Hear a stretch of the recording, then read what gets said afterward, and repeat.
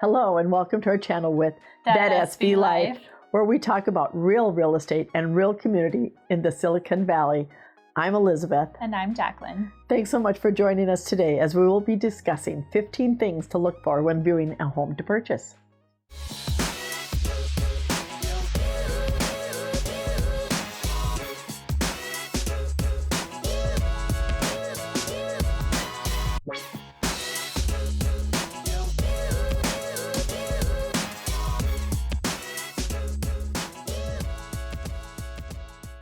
There are a few things to keep in mind when planning to purchase a home. Before we get into these details, follow the 3 steps it takes to stay connected. Don't miss a thing with That SB Life by 1. Clicking on the thumbs up icon, 2. Hitting the bright red subscribe button, and 3. Clicking on the bell for notifications so you're notified each time a video is uploaded to our channel. You're welcome to write to us at lookatThatSBLife.com. If you have any questions about this topic or questions on subjects you would like us to cover, you're also welcome to simply leave a comment below. Depending on the type of home you're looking for and price point, you could be looking at homes that could be vintage. They could have old world charm. They could be post-World War II where there was a huge building boom, or something on the newer side. Many homes were built as non-open concept and bedrooms were much smaller. Primary bedrooms in older homes did not have their own bathrooms. In fact, most homes were 3-bedroom, 1-bathroom. Oh, how did we survive? In the late 90s, they started building more homes with split bedroom design, and the primary bedrooms had their own walk-in closet and bathroom. Today, people live differently, and they want to be sharing spaces. More families cook together, so they need more space to work together. It helps to walk around a space and visualize yourself in it. Let's take a mental tour around a house together and tell you what you can look out for. And actually, sellers, this would be good for you as well. If you can see that something needs fixing, fix it. We as agents look for signs that could be troublesome. Now mind you, we are not home inspectors nor contractors, but we can give an opinion as to our thoughts. Before we begin with our list, we're going to break the ice with foundation. You may not even consider the home if the foundation is troublesome. It is good practice to read the home inspection report or have a structural engineer look at the home's foundation. If the foundation has issues, it is not keeping the house level and sound, and you are going to have nothing but problems. All right, let's dive in. Numbers 1 through 6 will walk us around the outside of the home. Number 1, this one is easy. Do you like the neighborhood? If not, just keep moving on to a neighborhood you want to live in. 2, look at the landscaping. Are trees too close to the house? Are there branches hanging over the roof, or are they shrubs growing into the siding? Tree roots can cause a lot of damage to sewer lines. Of course, we can't see inside the sewer pipes, but we would want a professional to take a look for an all clear status. Trees can also create a potential foundation damage or sidewalk upheaving due to their roots. Keep in mind you'll need constant house maintenance on your roof and gutters if tree branches overhang or are too close. Landscaping includes the fence. Take a look if there is one to make sure of its condition.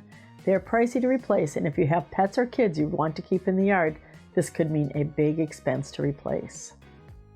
Number 3, what are the windows like? See if there are cracks in the glass. Do the outside of the windows have gaps that need caulking between the window and the house?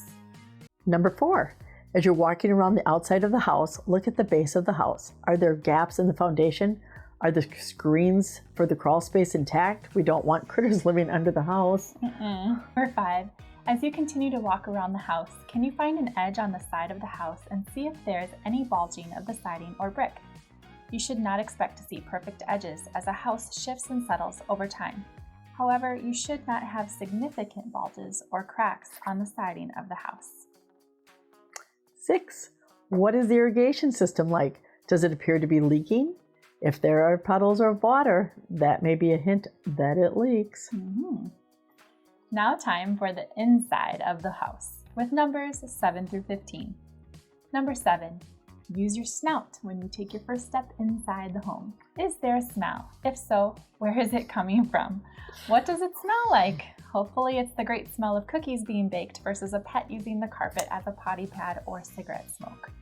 If there are smells difficult to relieve with fresh air, you have 2 choices. Clean and get rid of them, or seal the smell in.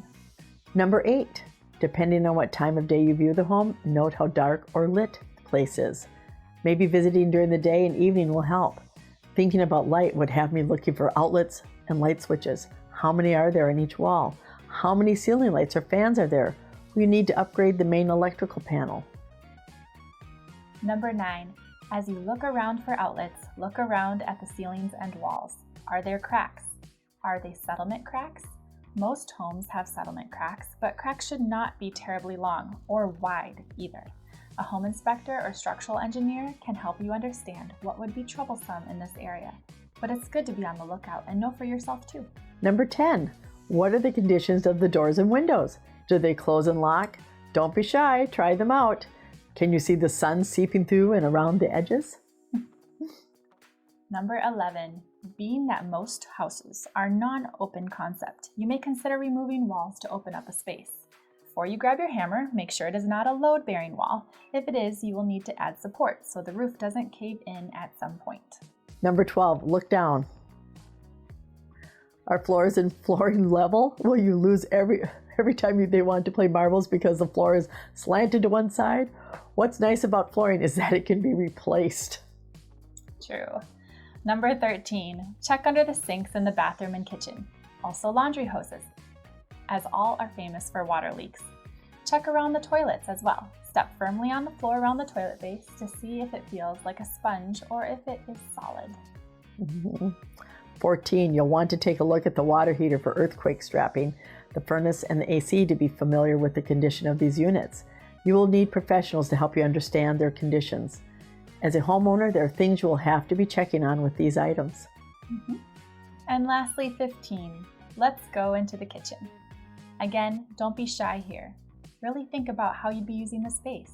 Do the drawers open? Are there enough cabinets and counter space for you and your snacks?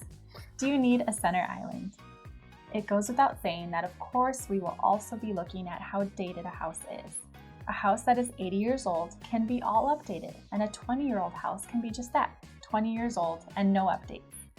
Why does age matter? Because what's inside the walls matter. A home may have a new kitchen and bathrooms, but were the plumbing and electrical updated along with those changes? How well a house is maintained tells you how much the seller really cared about their home. Now, of course, you would have a home inspection done before purchase, but as realtors, we are your first line of defense. When looking at two similar properties with two different home inspection reports, one seeming to have a lot of problems and the other in better condition, you would have the ability to negotiate your terms for purchase, potentially offering a lower amount to the home that needs work. Thank you for mentally walking around the house with us. Did this video help you feel more educated on touring homes? Please send us an email or give us a call if you would like us to help you explore further on either purchasing a home or preparing your home for sale. We are here to help answer any questions that you might have on this subject or any other real estate needs. Thank you for watching. Take care, and we'll see you in the next video.